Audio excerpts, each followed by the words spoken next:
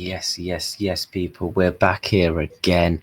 Lyon 2, Man United 2, Tottenham 1, Frankfurt 1.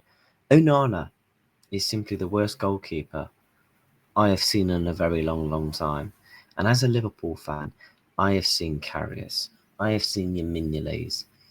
But Onana can't even do what a goalkeeper should be able to do, is dive. He bottled his team the victory tonight with two absolute shambolic movements as a goalkeeper. The first one, struggling to dive. The second one, just ball spills at his feet. Do you know when you're at school and like you put the fat kid in goal? That is Onana. Like, he's struggling to dive. Like, absolute madness. Matic got the assist for the first goal, which was, to be honest, he should have saved it. Simple as that. Obviously, them two got them beefy. I didn't see the press conference. That was hilarious. And then Man U got one back, and not a bad goal, to be fair. Both of Man U goals were actually really good. But Man U had some chances tonight to actually put the game to bed. Decision making and poor finishing and poor players ultimately led for them to not get the victory. Garnacho was crap. Højlund, we all know he's crap. Lenny Yoro played good for Man U. He's actually one of the bright spells, to be honest, at Man United. At centre back, scored, got him back in the game. I thought he defended well at times. He actually could have had another goal as well. But all in all, Man United are crap. And what Man United do is simply, because they know how bad they are, they'll bring teams down to their level. And that's how they skank victories and draws. And that's what they did to Lyon. Because ultimately, Lyon should have came away with the victory.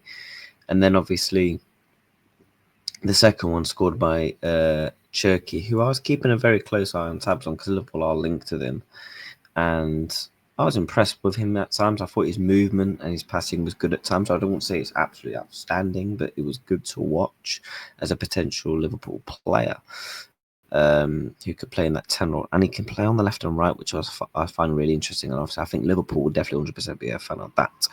Tolisso had big chances missed for Lyon as well. Lacazette came on, should have scored once or twice. Just poor finishing and decision-making let him down. But all in all, Man United were crap, man. They are so bad. If they skank their way to winning this tournament, it will genuinely be one of the most undeserved ways to win a tournament. I'm not like, if you go and win a tournament, you say fair play, right? But Man United are not the best team in the Europa League. Let's be honest, they're not. Bilbao, Frankfurt, they're better teams. And Lazio, I know they lost to Bodo Glimt, but they're better sides than Manchester United. And ultimately, if they go and win it, it'll be moments of brilliance from like Bruno Fernandes or just pure luck from teams who just can't simply defend. But they didn't get the victory tonight in 2-2. Obviously, they'll probably go through Old Trafford. You know, that's how it was like at Sociedad. Sociedad was probably the better team in that first leg, and obviously Man U came back and beat them in the second leg. So I probably expect the same again. I don't know who they'll play in the semis. Hopefully, it'll be like a Frankfurt. Hopefully, it's not like a Bodo Glimt, because you just know they're going to get to the final, skank it 1-0. And it's just like, God, give us a break. But they're not a great football side. We all know this. And it's as simple as that. And then on the other team, the other English team who is crap is Tottenham. Genuinely, they're so bad to watch. 1-1 tonight. I watched bits of it. The Etitike goal, another player that Liverpool are linked with. Really, really good finish. Hold the ball up well. Slots it past Vicario. Really, really good finish. Pedro Porro also scoring for them tonight. I don't think it's necessarily a bad result for Spurs, to be fair. They could still potentially go through, but I would favour Frankfurt in the second leg, with obviously at their stadium, etc. But yeah, man, really, really good goal by Etitike. Again, Spurs, the whole season is basically on the Europa League. If they don't win the Europa League, Ange Postecoglou, I expect him to be sacked. And I think Michel Pochettino is going to be the man to come in, if I'm being honest with you. It's as simple as that. And yeah, Tottenham 1-1 in them. And obviously the other games, Bodo Glimt beat Lazio and Rangers and Bilbao 0-0. So the Europa League is fully certainly in the balance who could potentially win it.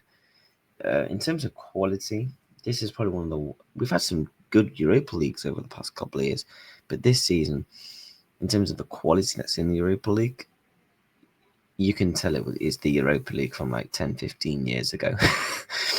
It's not a quality Europa League this season. You've got some very, very poor sides in the competition, and you just know that one of these teams is going to skank their way to going on winning the tournament. Hopefully it's not Tottenham or Man U, because bun both of them in it. But it's going to be really, really interesting to see the second legs of these. But make sure you are smash the like, subscribing to the channel. And yeah, we're on that road to 800 subscribers. Lyon 2, Man United 2, Tottenham 1, Frankfurt 1. Who is going to win the Europa League? I guess we're certainly going to find out.